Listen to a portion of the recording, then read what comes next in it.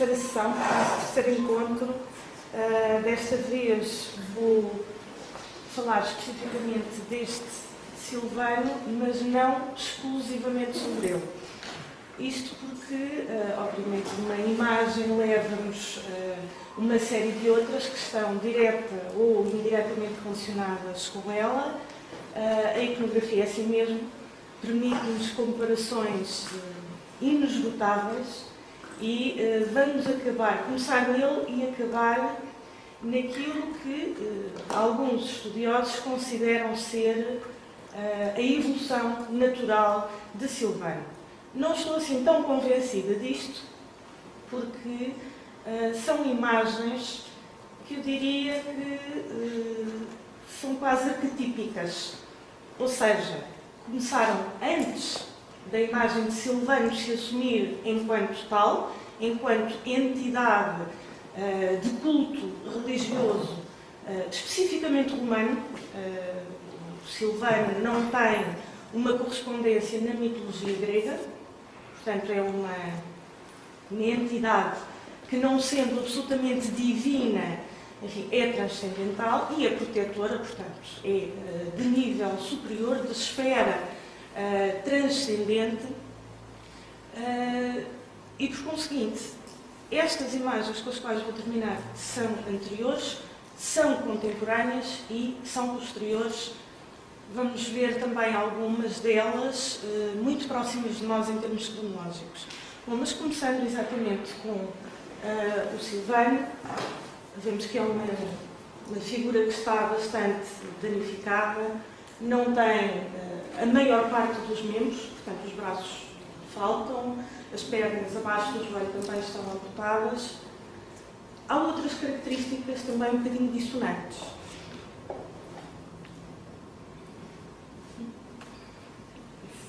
Não estou a conseguir passar. Não me responde. É isso.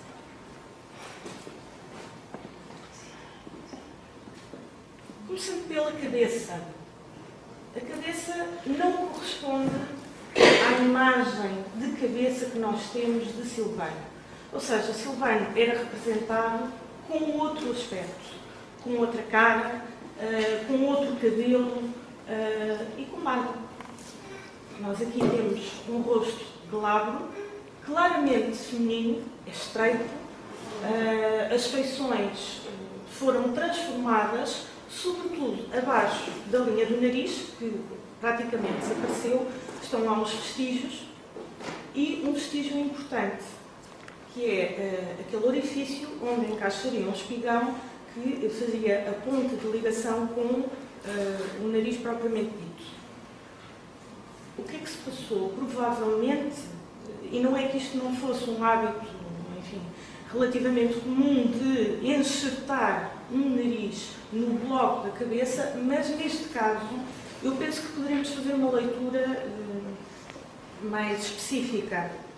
Ou seja, talvez tenha sido desbastado o nariz original desta cabeça para se enxertar um outro com outras características, provavelmente não tão finas, não tão delicadas como o original e um bocadinho mais masculinas, por assim dizer. Com o cabelo o trabalho seria mais complicado. Há, no entanto, alguns indícios de ter havido também desbaste, sobretudo na parte superior. Aqui a este nível há um alisamento da peça que me faz parecer que, enfim, aquele cabelo terminaria em algo mais elaborado, um penteado mais elaborado no topo, entretanto foi desbastado porque seria um cabelo com um penteado feminino. Bom, e daí apresentar ali aquela irregularidade, porque as capilaridades são bastante bem delineadas até ao alto da cabeça e depois a partir daí são praticamente inexistentes. O mesmo se passa com aqueles cachos atrás, que aqui se vê com pouca definição, talvez tenham sido também desbastados. Portanto, nós temos uma cabeça que, sem dúvida alguma, era originalmente feminina e foi aqui colocada. Também era muito habitual, em estátuas, o corpo ser uma peça, enfim, feita num bloco único e depois a cabeça era acrescentada. O mesmo aconteceria com os membros, a parte correspondente aos braços e correspondente às pernas. Neste caso, isso é muito claro, foi feito um torso masculino de origem para aproveitar uma cabeça feminina de origem e transformada. Muito interessante vermos que, talvez consigam ver isso, não, na imagem reproduzida, há um achatamento da linha abaixo do nariz, portanto, os lábios que seriam femininos foram engrossados e até tornados grosseiros, precisamente para parecerem um pouco mais masculinos. E porquê este desbaste? Há vários estudiosos que se debruçaram sobre esta peça e que aventam a possibilidade de ter sido acrescentada uma barba postiça. Bom, qual seria o material dela não sabemos, mas há um indício que consubstancia esta desconfiança e que é a trepanação do interior das orelhas, que aqui está ampliado e corresponde exatamente a um orifício que foi feito posteriormente lá dentro. Ora, se fosse um pouco mais abaixo, na zona correspondente ao lóbulo da orelha, perceberíamos, e já há outros exemplos nesta exposição, que demonstram que aquelas perfurações correspondiam à zona de encaixe dos brincos. Não é o que se passa aqui, aquele orifício está posicionado numa zona que não nos permite inferir a utilização, a aplicação de brincos ali, portanto, seria uma zona de encaixe de um suporte qualquer que poderá então ter sido a barba. E a barba, como disse logo no início, é perfeitamente compatível, aliás, é uma característica própria da imagem do Silvano. Talvez então o desbaste se justificasse não só para a transformação dos lábios, mas também para não criar um volume excessivo com o acrescento da barba. É perfeitamente possível nós fazermos este exercício de visualização. Bom, como disse, não sei qual é que seria o material da barba, poderia ser pétreo, poderia ser até natural ou vegetal, mas há algo que também poderia ter sido acrescentado, não apenas a barba. Há uma outra característica própria do Silvano, que aqui está inexistente, e que era a coroa, uma coroa vegetalista. Normalmente ele é representado como uma coroa formada por espigas, por pinhas, enfim, por folhas, uma série de elementos vegetalistas que nos ajudam a relacionar esta imagem, esta personagem mitológica com a sua tutela, que era os campos, as silvas, os bosques. Bom, e então essa coroa, não estando aqui, porque obviamente a cabeça não era de origem, teria tido que ser posta. E, portanto, seria mais um elemento de encaixe. Também não sei qual seria a matéria de que seria feita a tal coroa, mas há aqui um vestígio de um encaixe qualquer. Temos um sulco que poderia corresponder a uma zona onde foi feita resistência ou por uma coroa metálica ou por uma coroa vegetalista natural. É perfeitamente possível que a estátua tivesse sido ornada com uma coroa vegetalista.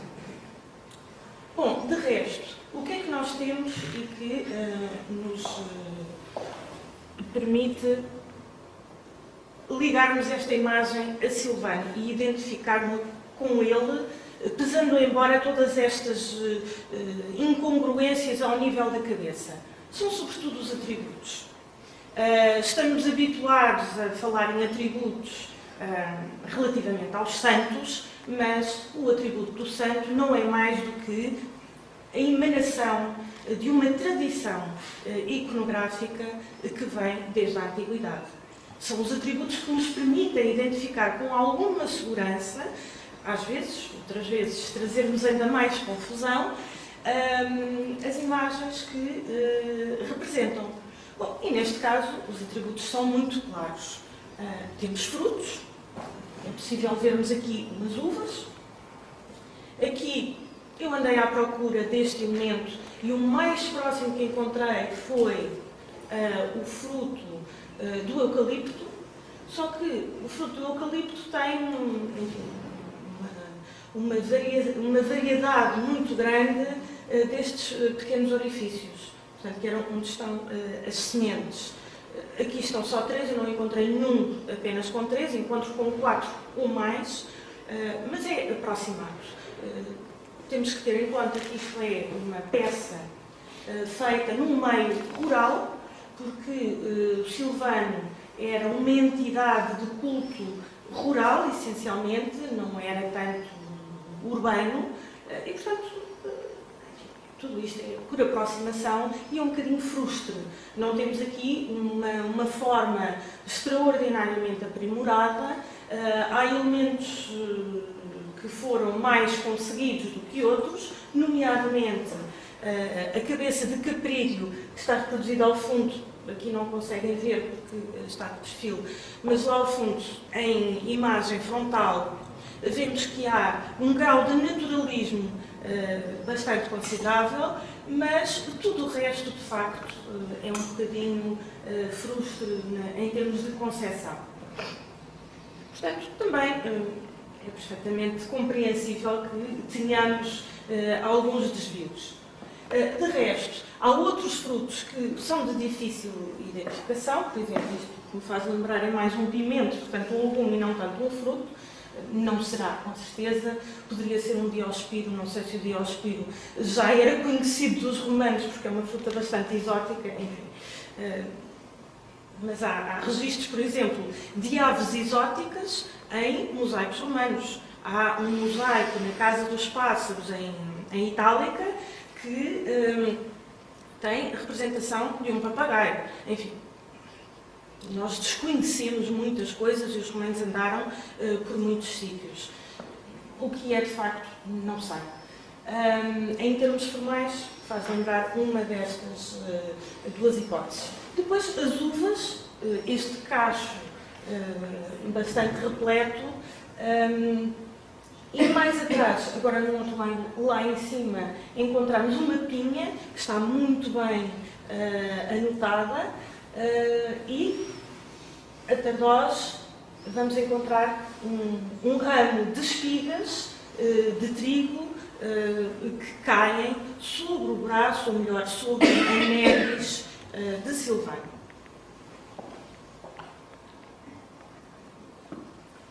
Como dizia há pouco, Silvano era uma entidade masculina, com uma representação antropomórfica pura, não tinha grau de hibridismo absolutamente nenhum, tutelar dos bosques, inserido em meio rural, protegia e enfim, era um incremento da prodigalidade dos campos, portanto, mas não exatamente da agricultura, na medida em que ele não é uma figura protetora de uma agricultura feita de forma propositada. É mais da natureza espontânea. Portanto, os frutos que aqui estão representados, ainda que, por exemplo, a uva normalmente seja, enfim, conotada com a civilização e com um cultivo, com a vitivinicultura bem estruturada, bem sedimentada, e, aliás, um dos pilares da economia e da gastronomia da antiguidade, no fundo, nós temos ainda hoje em dia casos de vinha espontânea. Portanto, não é tratada e também não é estranho que aqui estivesse representado um cacho de uvas, em representação exatamente dessa espontaneidade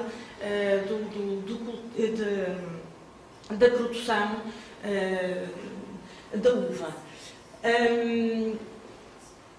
Há outras tutelas que lhe são reconhecidas, que não estão claramente patentes nas imagens que vamos ver a seguir, mas o contexto, ou os contextos em que algumas destas imagens nos surgem, levam-nos a pensarmos que seria possível reconhecermos também uma tutela de Silvano sobre a caça e sobre os limites das propriedades, a defesa dos territórios das propriedades e, numa outra extrapolação que já veremos a seguir, os territórios do próprio Império.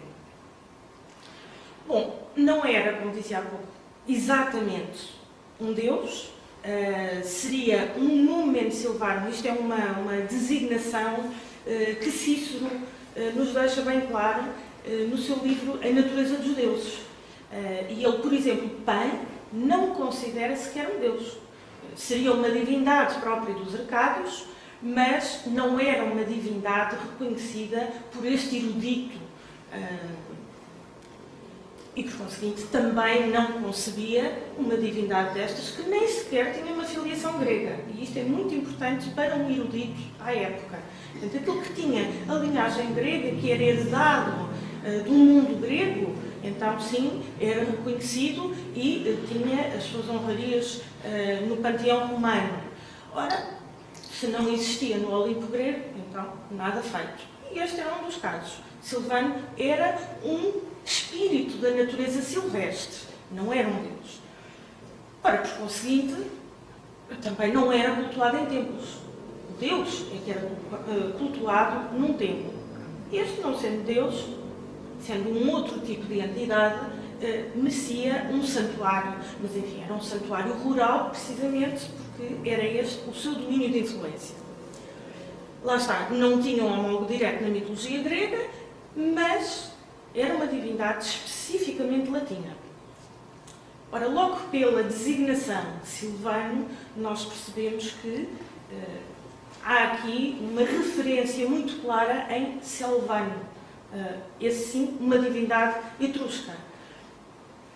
E, no entender de Cardim Ribeiro, o diretor do Museu de Odrinhas, que dedicou um estudo ao deus endovélico, uma divindade especificamente lusitana e com uma implantação talvez exclusiva, talvez não, na zona, enfim, de São Miguel de Mota, ele, dizia eu, dedicou um estudo comparativo entre o endovélico e o silvano. E então pensa que haja aqui uma certa homologação. Não tanto ao nível das primeiras tutelas que são reconhecidas, portanto a proteção dos bosques, da prodigalidade dos campos, mas muito mais, possivelmente, ao nível da defesa. Endovélico teria uma componente defensiva, guerreira, que na verdade até faz algum sentido num contexto de romanização e de resistência dos povos autóctones. Portanto, seria mais a esse nível. As semelhanças iconográficas são várias. Eu aqui refiro apenas Príapo e Fauno, mas há outras. E aqui, de facto, a confusão instala-se. Nós já vamos ver vários exemplos comparativos. Era normalmente representado em idade adulta, barbado, como já referi, podia aparecer nu ou vestido. Temos um caso à nossa frente em que ele nos aparece completamente vestido, mas há muitos casos, e aliás, a esmagadora maioria das representações de Silvano contemplam-no precisamente desnudado. Podia ter uma túnica, estar descalço ou com botas. Neste caso nós não sabemos, possivelmente estaria com botas, porque normalmente, quando nos aparece com uma túnica, não aparece com pés descalços. Há aqui uma certa harmonia, mas muitas vezes acontece quando ele aparece nu, aparecer calçado. Os atributos, já vimos alguns a partir deste exemplar, mas há outros. Aliás, não sabemos exatamente o que é que este teria, porque não conservamos a totalidade das suas partes. Ele poderia ter mais alguma coisa nas duas mãos. Desapareceram, não sabemos, talvez algum destes elementos que aqui elenco.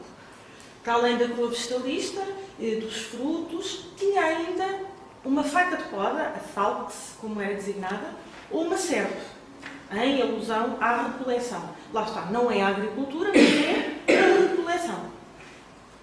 A nébride, que aqui está presente, portanto, é esta pele de animal que é usada a tiracolo para, quase como uma sustentação destes elementos vegetalistas todos.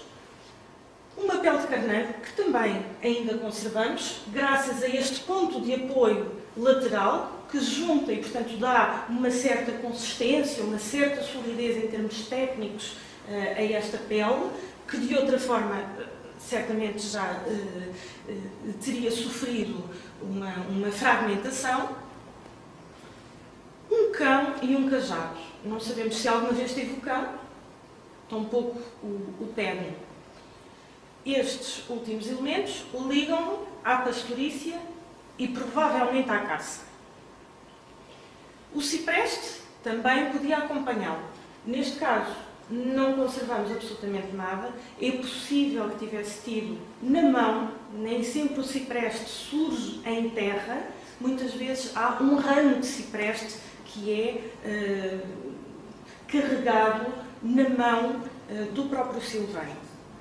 Ora, este cipreste nada mais é do que uma menção a uma relação amorosa claramente masculina, portanto, do domínio da homossexualidade entre o Silvano e Cipariço.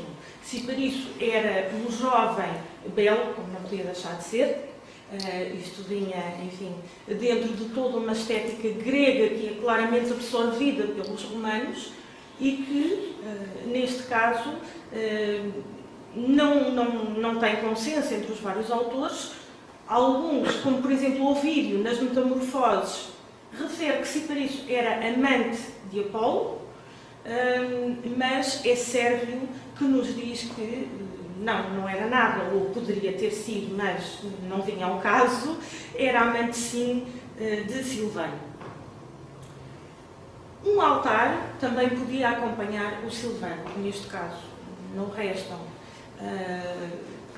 quaisquer vestígios, mas temos ali um exemplo de um altar a Silvano que se conserva nos museus capitulinos em Roma e que atesta exatamente essa presença do pequeno altar com as chamas bem vivas. E lá está o cão. A serpe é o que ele traz na mão, é esta espécie de pequeno machado.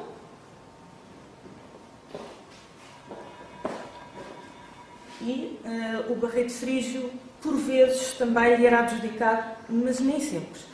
Vamos ver alguns casos em que, de facto, ele tem barrete frígio, como, por exemplo, nos exemplares húngaros, nós vemos que não conserva na cabeça a coroa vegetalista, mas sim o barrete frígio. À semelhança daquilo que acontecia com outras divindades, como, por exemplo, Mitra, surge muitas vezes com o barrete, Apolo, por vezes, também. Orfeu é talvez a figura que com maior regularidade nos surge com o barrete frígio. Silvano, enfim, é uma exceção à iconografia e está circunscrito à zona da antiga Panónia, portanto, atual Hungria. E temos estes dois exemplos que nos atestam isso exatamente. No entanto, no século I, já Silvano era cultuado e ele tem um culto muito restrito ao século I e ao século II, portanto não ultrapassa. Se nós vemos imagens de Silvano do século III, enfim, são exceções, de facto muito excepcionais, passando a redundância. Portanto, há aqui uma baliza cronológica que é bastante limitada. Há também, enfim, nestes exemplos, eu só apresento imagens do Silvano vestido, tal e qual como é o nosso exemplar. Há outros, em Roma, na Bélgica, Espanha, que podem igualmente surgir com a imagem do Silvânio inteiramente coberta. Portanto, associando até as botas, portanto, estas udórias são as botas altas que vêm até ao joelho e em que ele aparece sempre com esta faca de campo. Aqui a mesma coisa, isto já é mais, tem uma outra configuração, aproxima-se mais de uma foice. Aqui é possível também entrever a curvatura que nos leva a pensar que seria uma pequena foice e, enfim, o único exemplar que conserva o cão é o espanhol. A seguir temos uma imagem que é um bocadinho mais ambígua, porque normalmente o Silvânio, quando aparece com esta nébris carregada de frutos, aparece com a nébris a tiracolo e de lado, num dos lados. A última imagem tem uma variação. Ele aparece com essa nébris ao centro, portanto, ao colo. E é esta imagem que faz uma maior ponte de ligação com o príapo. Neste caso não é príapo, por acaso está identificado no museu como sendo príapo, mas falta-lhe ali um elemento que nós já vamos ver qual é e que é inequívoco. Sem ele, não é príapo de certeza absoluta. Mas antes dessa comparação, ainda vamos falar do Silvânio desnudado, completamente diferente do que nós aqui vemos, em que ele aparece exatamente com a nébris por cima do próprio corpo e conserva as botas ou as sandálias, consoante o caso. Em todos estes exemplares há sempre uma coroa vestalista sobre a cabeça e o cipreste tanto pode surgir em terra como em ramo, em tenro ramo, como é referido por Ovídio, na mão da própria entidade. Mais exemplos de Silvânio desnudado, que seguem exatamente a mesma linha. Portanto, aqui não há grandes variações.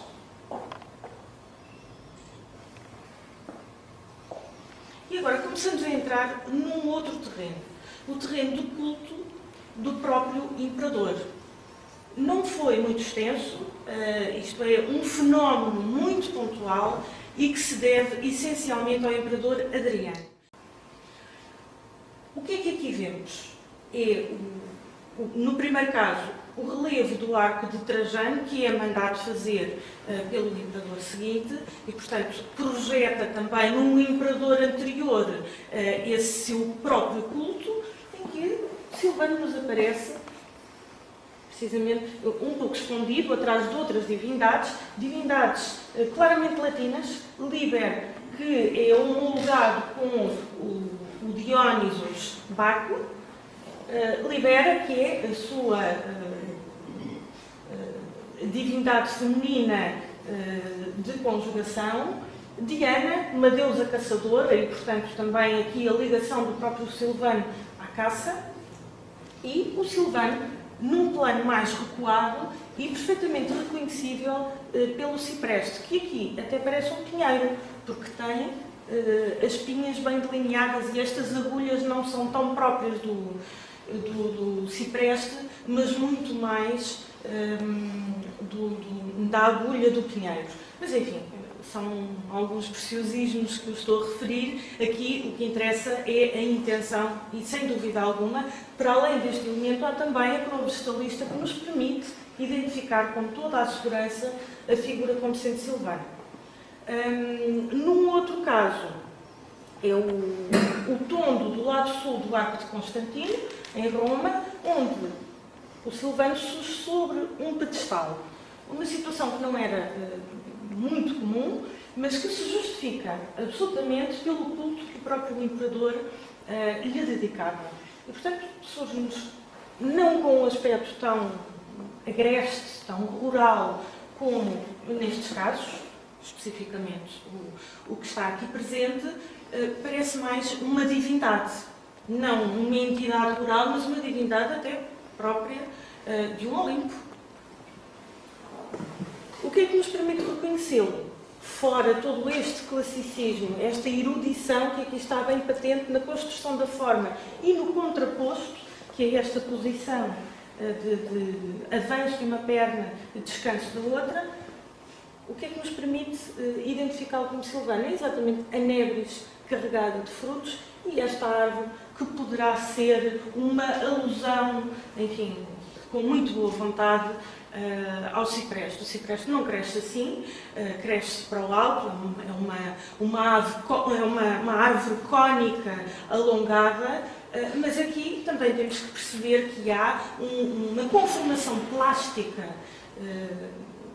da imagem da árvore à própria curvatura do tombo. Portanto, há este compromisso com a forma.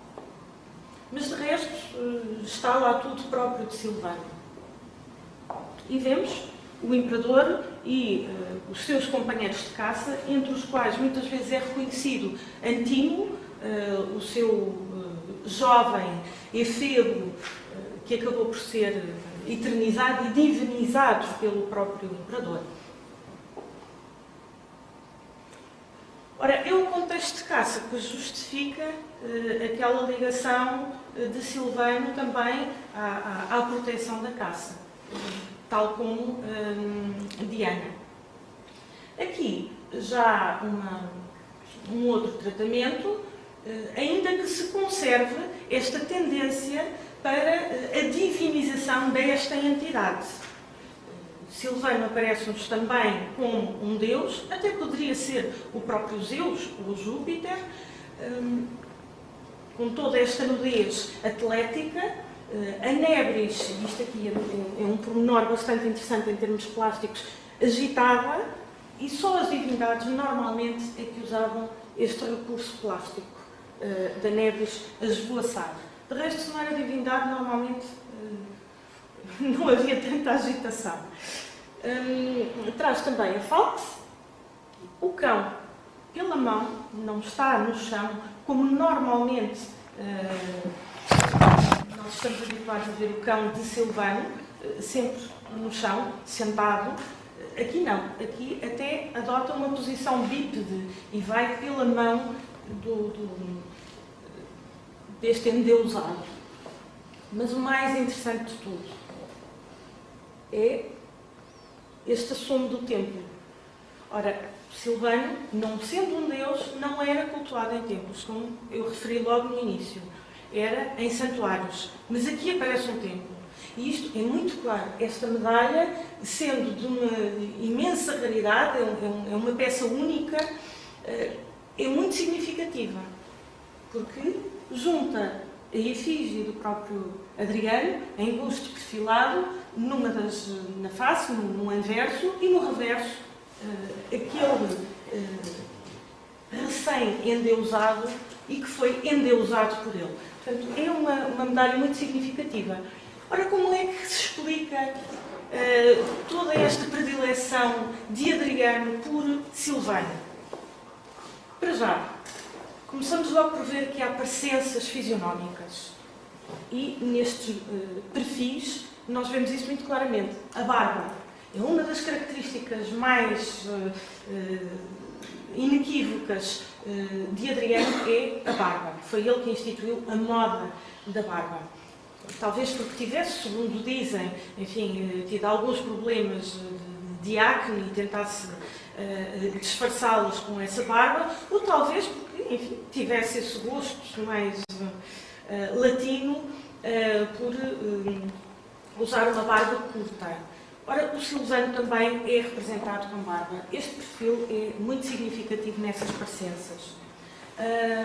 Mais do que isso, era o gosto que Adriano tinha pela caça.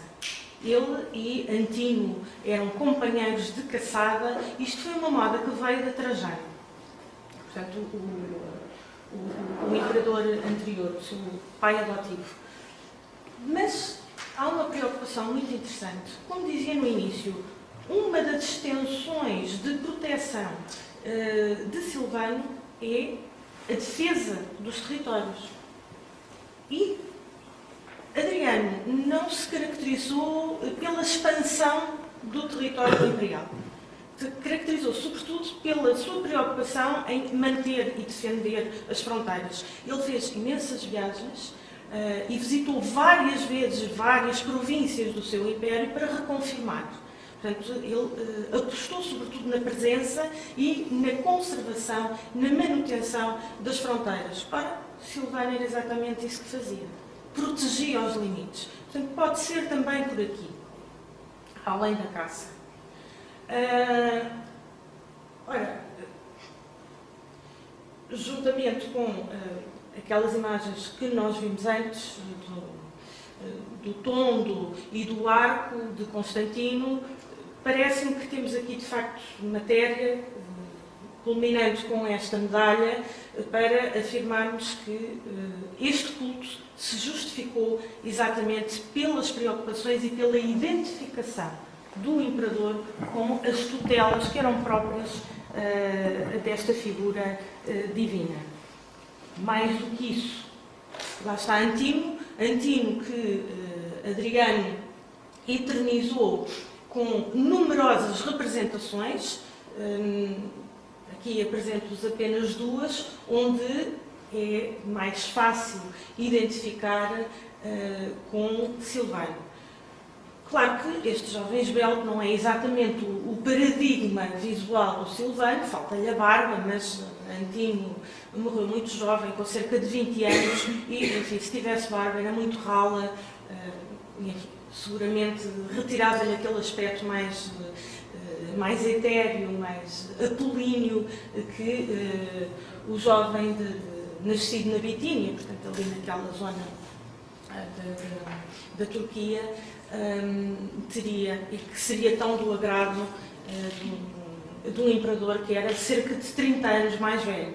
Portanto, ele não adulterou a fisionomia do seu amado, o que fez foi utilizá-la no seu esplendor e adicionar características, ou seja, os tais atributos que o permitem identificá-lo com o Silvano.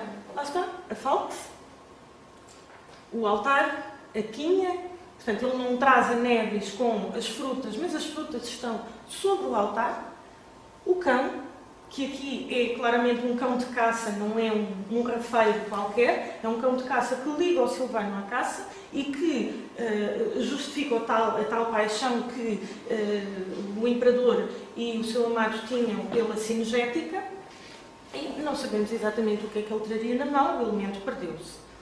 Do outro lado, circunscrito a um busto, mas esta coroa é muito típica do Silvano. Por vezes o busto vem identificado como sendo Antino, como Dioniso, o arco. Faltam-lhe as uvas para poder ser claramente identificado como tal. As uvas ou as eras, também são, quer a folha da parra, quer a parra, quer a folha da era, são ambos atributos de Dioniso Arco. Aqui não temos essa presença, portanto não acho que haja de facto uma base muito sólida para nós podermos identificá-lo como tal.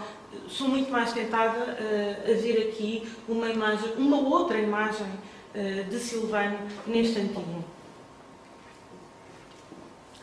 Agora, como dizia logo no início, há possibilidade também de compararmos o Silvano com o fauno. Bom, o fauno, o que quer que isso seja, os faunos são representados das mais diversas maneiras. É muito complicado nós vermos e definirmos uma representação de fauno. Muitas vezes é identificado fauno nas imagens que são até mais próximas de Pan, ou seja, com algum grau de hibridismo considerável abaixo da linha da cintura, portanto com as patas de caprídeo. Enfim, é uma representação realmente muito diversificada. Aqui, nas representações puramente antropomórficas do fauno, por vezes até com as tais orelhas em bico, mas aqui não se vê muito bem, porque a coroa vegetalista se lhes sobrepõe e, portanto, não nos permite aferirmos, mas nestas imagens em que o fauno aparece com uma forma antropomórfica pura, verificamos que há parecenças muito grandes com o próprio Silvano. Desde logo, a Nebris, que aqui não está a tiracolo, mas está nas mãos, carregada de frutos. Isto é um fresco de Pompeia que está no Museu Arqueológico de Nápoles. Logo a seguir, tem sido identificado Antimo nesta imagem. Não será Silvano, porquê?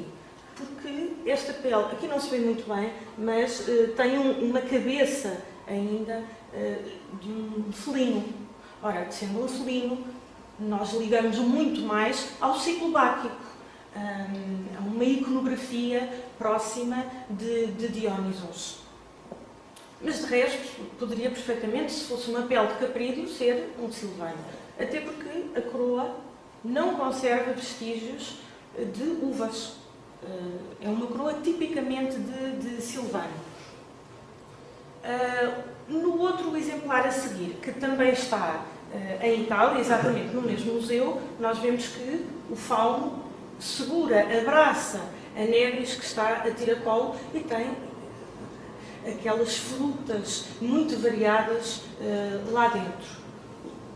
A seguir, também em Itália, mas no Museu Pio Clementino, é exatamente o mesmo paradigma, mas com mais um elemento de confusão, que é este tronco de árvore, que nós poderíamos dizer, bom, aqui já nos aproxima também do próprio Silvano, sendo que a árvore poderia ser interpretada como um tronco de cipreste. Portanto, nada disto é taxativo. Tudo é passível de interpretações diversas, até porque a iconografia é completamente livre a partir de um determinado ponto.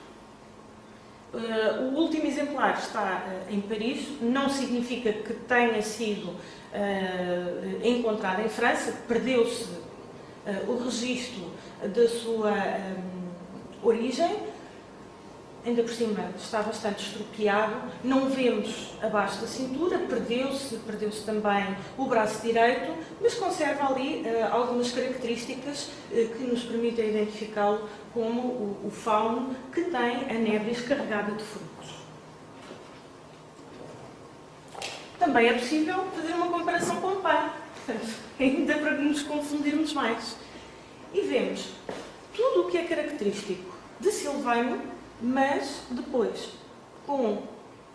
ainda se consegue, há aqui um desgaste que já não permite ver com muita clareza, mas ainda se consegue perceber que há aqui um afloramento de 2 chifres de caprídeo na cabeça, a barba, que nem sempre o pano tem, mas neste caso até a apresenta, e abaixo da cintura temos os membros de caprídeo, para além de toda esta iconografia fálica que é muito habitual em todas as figuras ligadas ao ciclo de Baco. E o cão. Portanto, isto também nos complica ainda mais. Logo a seguir, um exemplar muito próximo em termos iconográficos, que nos apresenta Pan dentro dos mesmos modelos, mas a carregar também o cajado, o pedro.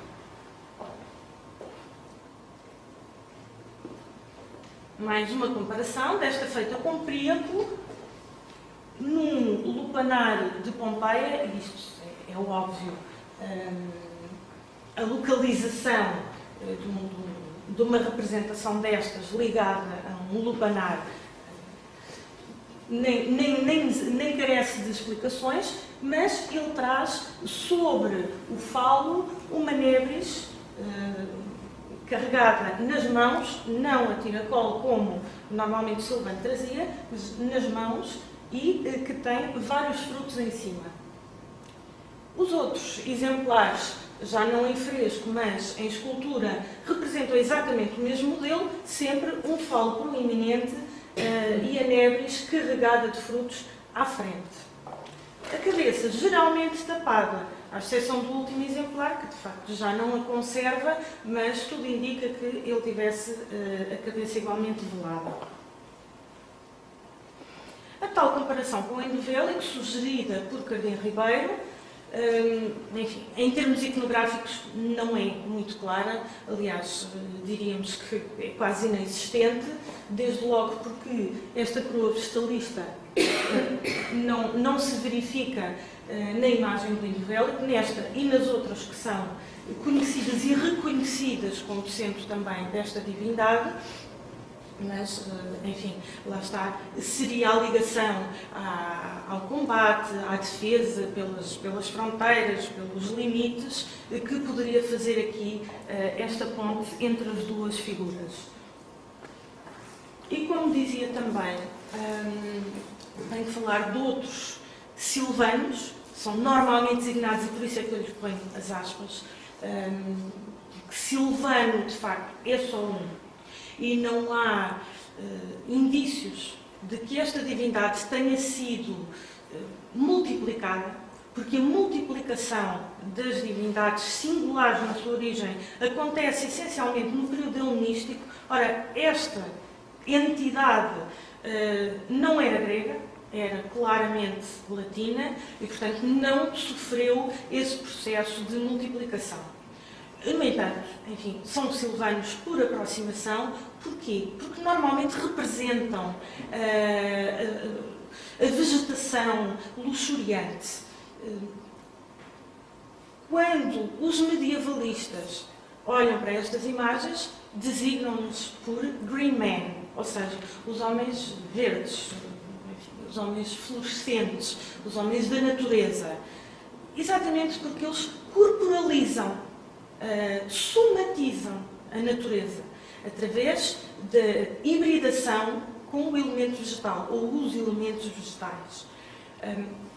De um modo geral, aparecem com aquela coroa polilobada, mas isso não é obrigatório. Há muitas variantes, precisamente porque não conseguimos estabelecer uma filiação muito clara.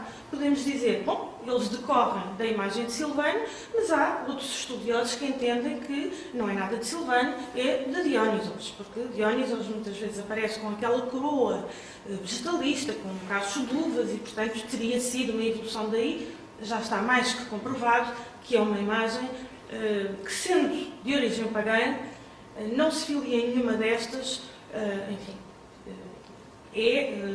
efetivamente uma emanação arquetípica dessa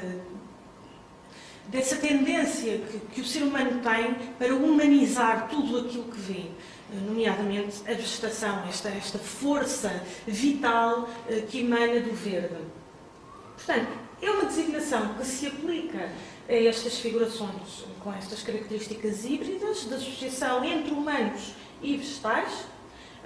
Claro que não são divindades, são à semelhança do nosso Silvano, Numina de Silvar, ou seja, os espíritos da natureza silvestre, e são transversais a culturas e cronologias. Ainda hoje elas são representadas. E vamos ver mesmo no final. Enfim, podem ser identificadas aqui com vários, quer com o fauno, quer com o próprio Pan, até com divindades aquáticas.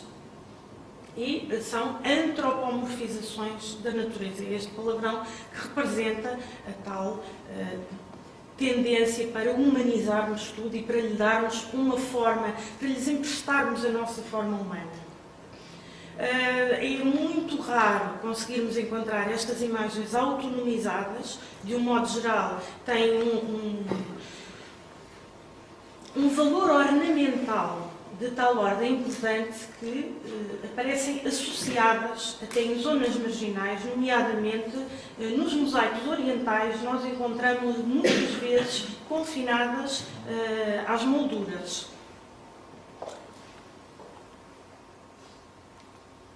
Ora, aparecem, enfim, nos mais variados contextos. Aqui, e talvez por isso mesmo têm sido confundidas com divindades aquáticas, surgem entre imagens de hipocampos, portanto, são os cavalos marinhos míticos que resultam, em termos de imagem, da hibridação entre um cavalo terrestre e um peixe, com estas caudas ictioformes espiraladas, e, portanto, ele aparece-nos aqui no meio e é tido como uma cabeça de oceano. Ele não tem a iconografia própria do oceano. O oceano normalmente apresenta umas patas de artrópodes na cabeça, por vezes até pinças de caranguejo em jeito de chifres, e aqui não há comparação absolutamente nenhuma. Aliás, ele até parece muito mais um fauno com este tipo de orelhas. E das barbas saem, não os golfinhos habituais que saem das barbas do oceano, mas sim enrolamentos vegetalistas. Vários outros exemplares. Eu vou passando agora de uma forma mais rápida. Temos estes exemplares da Turquia que associam não só o elemento vegetalista, mas também estes chifres retorcidos de caprídeo. Portanto, são cada vez mais vegetalistas no seu aspecto. Este rosto já está muito confinado à nervura central daquelas folhas. Portanto, já são os homens vegetais. Estes exemplos também, que são ambos franceses, e eu já estou a tapar as imagens, mas que também são bastante interessantes e já não têm nada a ver com a imagem de Silvano, obviamente não com esta, porque o rosto era outro, mas aquelas que vimos no início, portanto, chamar-lhe Silvano é com boa vontade. Estes também estão em vários lugares. Aqui chegamos a uma situação também muito interessante, que é não confinamento à cabeça desse hibridismo, mas também, portanto, este seria o tal Silvano, entre aspas, e faz-se acompanhar de outras criaturas que já não têm propriamente os elementos vegetalistas na própria cabeça. Enfim, estes cabelos lembram folhas, mas já não são como aqueles outros que tinham a cara a prefigurar na nervura central da folha. Já não é esse grau. O grau de hibridismo acentua-se abaixo da cintura e, portanto, há este desenvolvimento das folhas de acanto, neste caso é muito fácil identificá-las a partir daí. E isto é uma imagem que vai entrar no Renascimento para os grotescos. Aliás, trago aqui este exemplo que poderia perfeitamente passar por um grotesco renascentista. Outros exemplos, estes aqui já estamos habituados a vê-los noutras cronologias. De facto, na Antiguidade não é muito habitual vermos este tipo de solução, mas de facto ele existia. E enquadra-se num contexto de ninfeu. Como vemos, é a água que está aqui em realce. Isto é uma fonte e tem aqui um elemento claramente vegetalista. Isto não é uma criatura aquática, é uma criatura, enfim, de meio terrestre e claramente vegetal. Uma outra dentro do género, do mesmo sítio, portanto, ambos ninfeus estão em Pompeia, em casas diferentes, mas portanto, isto é uma solução, neste caso está no frontão, e mais abaixo temos uma nereide, já a enfatizar essa ligação à água.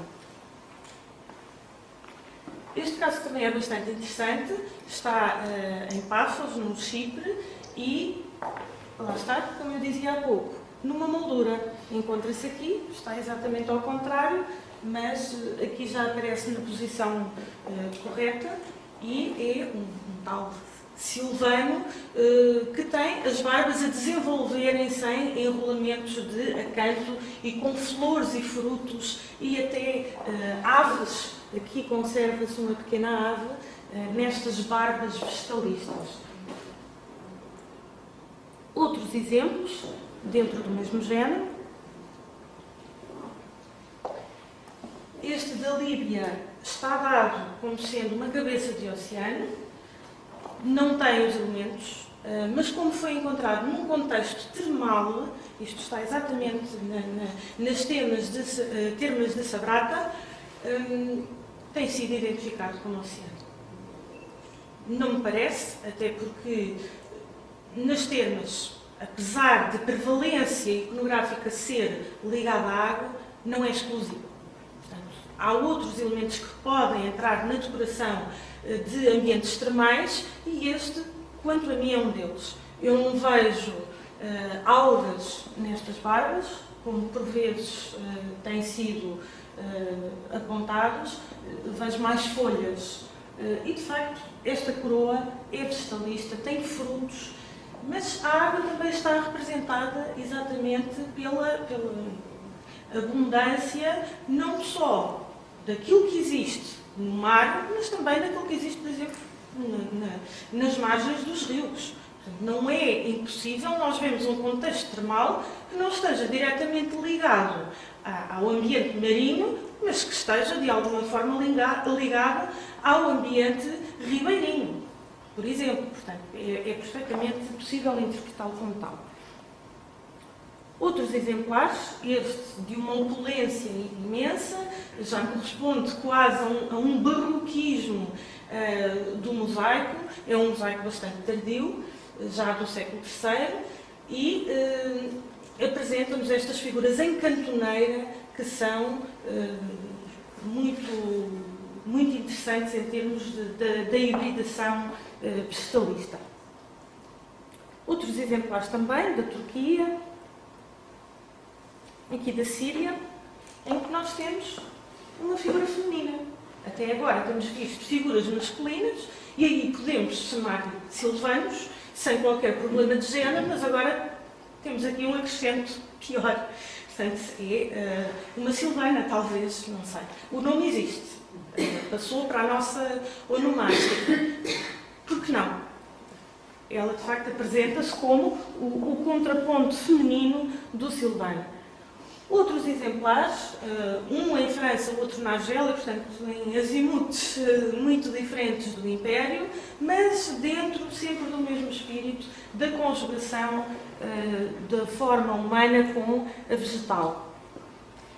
Estes também são dois exemplares que estão na moldura de um mosaico que, enfim, alguns autores identificam como sendo Eros e Psique, outros como Eros agora falha-me o nome, portanto era Dioniso e a companheira de Dioniso. Agora não me consigo recordar. Talvez me recorde dentro de pouco. E, portanto, enfim, à volta, Ariadne, aliás, está lá escrito, isto foi um lapso momentâneo. Portanto, Dionísio e Ariadne. Enfim, tanto pode ser um como o outro, o que importa é que à volta há esta riqueza, este ambiente luxuriante. E estas figuras normalmente estão identificadas como sendo divindades de rios, portanto, fluviais. Não sei, é possível, mas também podem perfeitamente ser silvanos. Este friso mosivo também nos apresenta outros dois exemplares, que são, enfim, dentro daquele género do homem barbado. Neste caso, muito claro, ele não tem barba, mas tem um bigode que não é muito habitual nesta iconografia. E agora chegamos aos tempos mais próximos dos nossos. Século XVI, aqui exatamente neste edifício, na igreja do Mosteiro dos Jerónimos, nós temos vários exemplares, aqui já não costumam ser designados como silvanos, mas sim como green man, e este é um deles. Portanto, isto está presente no século XVI, no século XVIII também, muito próximo daqui, o antigo Picadeiro Real, Museu dos Coches, que também nos apresenta logo na fachada, em jeito de modilhão, 4 exemplares destes Green Men. Estes outros, já do século XIX, tudo em Lisboa, nem precisei de ir muito longe, porque de facto aqui em Lisboa nós temos muitos casos, é só estarmos atentos quando passeamos pelas ruas de Lisboa e vamos encontrar nas portas, como é o caso, ou em modilhões, ou numa aduela, estas figuras tão interessantes e com uma história tão secular. Ou muito próximo de nós também, no Palácio de São Bento, Assembleia da República, um caso que é muito, muito semelhante àquele do Chipre que nós tínhamos visto ainda há pouco. Esta solução dos enrolamentos de acanto e a centralização desta imagem híbrida. E com isto termino. Se tiverem alguma dúvida e acharem que eu estou em condições de esclarecer, por favor, escrevam. Ou então, no próximo encontro, sempre podemos voltar a estas questões.